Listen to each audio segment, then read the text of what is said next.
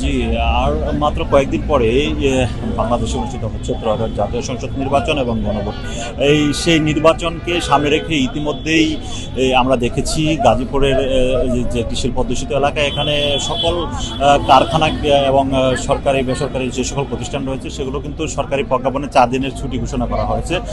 সেই ছুটিকে কেন্দ্র করে ইতিমধ্যেই যারা যেখানকার ভোটার তারা কিন্তু তাদের ভোট দেওয়ার জন্য তাদের যে ভোট প্রয়োগ সেই ভোট প্রয়োগ করতে কিন্তু ইতিমধ্যেই ঢাকা শহর ছাড়ছে মানুষ। আমি এই মুহূর্তে রয়েছি ঢাকা টাঙ্গাইল মহাসড়কের উত্তরবঙ্গের যে প্রবেশদ্বার রয়েছে চন্দ্রা, সেই চন্দ্রাতে আমরা এখানে দেখতে পাচ্ছি যে হাজার হাজার মানুষের উপচে পড়া ভিড়। তারা কিন্তু যে 4 দিনের যে ছুটি রয়েছে সেই ছুটিতে মূলত পরিবার পরিজনদের সাথে ভোট উৎসব সেটি বিনিময় করবেন এবং সেই ভোট উৎসব ইতিমধ্যেই এখানকার মানুষ কিন্তু যারা রয়েছেন তারা এই শিল্পনগরী ছাড়তে শুরু করেছেন। আমরা সকালবেলা দেখেছি ধাপে ধাপে মানুষগুলো যাচ্ছে, কিন্তু বিকেল 5টার পর থেকে কিন্তু এই যে ঢাকা টাঙ্গাইল মহাসড়ক রয়েছে এখানে কিন্তু মানুষের উপচে পড়া ভিড় লক্ষ্য করা যাচ্ছে। আমি যদি কয়েকজন যাত্রীর সাথে একটু কথা বলি, আসলেও আপনারা কি জন্য যাচ্ছেন এদিকে?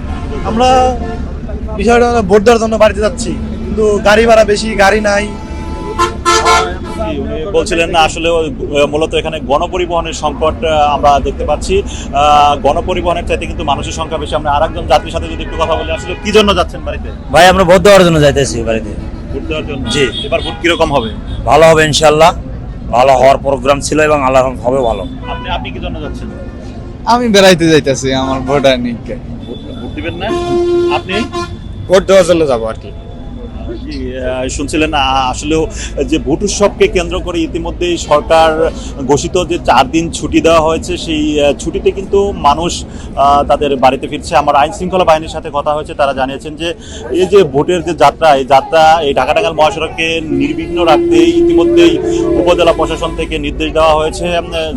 এবং যে হাইওয়ে পুলিশের ওসি রয়েছেন শওকতুল ইসলাম, তিনি আমাকে জানিয়েছেন যে তাদের একাধিক টিম এখানে কাজ করছে যাতে নির্বিঘ্নে মানুষ যাতায়াত করতে পারে। আরেকটি বিষয় আপনাকে জানিয়ে রাখতে চাই যে এই ত্রয়োদশ জাতীয় সংসদ নির্বাচনকে কেন্দ্র করে যে আগে আমরা যেরকম দেখতে পারতাম নারীর টানে মানুষ বাড়ি ফিরে, এবার কিন্তু ভোটের টানে মানুষ বাড়ি ফিরছে এই ঢাকা টাঙ্গাইল মহাসড়ক দিয়ে। তো এই ছিল আমার কাছ থেকে ঢাকা টাঙ্গাইল মহাসড়কের চন্দ্রা থেকে সর্বশেষ।